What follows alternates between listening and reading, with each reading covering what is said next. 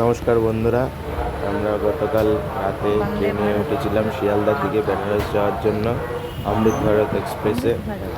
এই ট্রেনটা নতুন ভারত সরকার চালু করেছে। ট্রেনটা এতটাই সুন্দর যেখানে এখন স্লিপার ক্লাসের কোনো প্রয়োজনই হচ্ছে না, জেনারেল টিকিট কেটেই আমরা যাত্রা করেছিলাম এবং খুব সুন্দর পরিবেশের মধ্য দিয়ে আমরা পৌঁছেছি।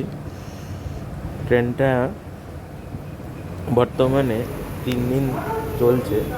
আমাদের শিয়ালদা স্টেশন থেকে বেশ সুন্দর আরপিএফরা ব্যবস্থা করে ট্রেনটা চালু করছে এবং ঠিক টাইমে সময় মতনই ট্রেনটা পৌঁছচ্ছে বেনারসে।